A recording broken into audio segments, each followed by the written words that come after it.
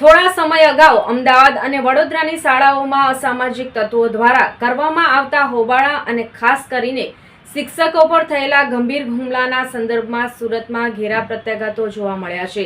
આજે સુરત કલેક્ટર કચેરી ખાતે સ્વનિર્ભર શાળા સંચાલક મંડળ દ્વારા શાળાની સુરક્ષા માટે તાત્કાલિક પગલાં લેવા અને શિક્ષકોને સુરક્ષા પૂરી પાડવા માટે આવેદનપત્ર આપવામાં આવ્યું હતું। તાજેતરમાં અમદાવાદની એક શાળામાં શિક્ષક પર છરી વડે હુમલો થયાની ઘટના પ્રકાશમાં આવી હતી, જેને સમગ્ર શિક્ષણ જગતમાં ખળભળાટ મચાવ્યો છે। આ ઘટનાને પગલે બાળકો, શિક્ષકો અને શાળાના સંચાલકો અને કર્મચારીઓની સુરક્ષાના પ્રશ્નો ગંભીર બન્યા છે। સ્વનિર્ભર શાળા સંચાલક મંડળે આ હુમલાને સખત શબ્દોમાં વખોડી કાઢ્યો હતો અને તેને નિંદનીય ગણાવ્યો હતો। અમદાવાદમાં એક શાળાની અંદર આચાર્ય ઉપર એલસી લેવાની બાબતમાં એક વાલી દ્વારા જે છરી દ્વારા હુમલો કરવામાં આવ્યો છે એને અમે સખત શબ્દોમાં વખોડી કાઢીએ છીએ।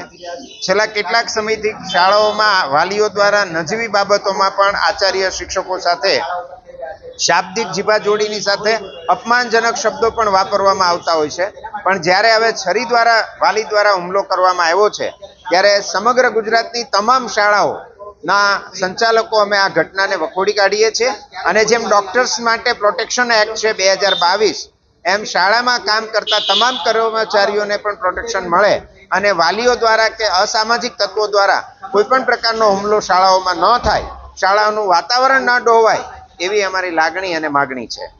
આજે સ્વનિર્ભર શાળા સંચાલક મંડળ આખા ગુજરાતમાં તમામ જિલ્લાઓમાં અત્યારે આવેદનપત્ર આપી રહ્યું છે। શાળાની સુરક્ષામાં કેવી રીતે વધારો થાય, જે હિંસાત્મક હુમલાઓ થઈ રહ્યા છે શાળાના શિક્ષકો ઉપર, અમદાવાદ વડોદરાની ઘટનાઓને ધ્યાનમાં રાખીને ભવિષ્યમાં આવી કોઈ ઘટના ન બને, આવી ઘાતકી પ્રયાસો ન થાય તેના માટે અમે પ્રિવેન્શન એક્ટ, જેને કહેવાય છે પ્રોટેક્શન એક્ટ, જેમ ડોક્ટર્સ માટે બનાવવામાં આવ્યો છે તેવો એક શાળાઓની સુરક્ષા માટે બનાવવામાં આવે, જેથી ભારતનું ભવિષ્ય સારી રીતે ઘડી શકાય।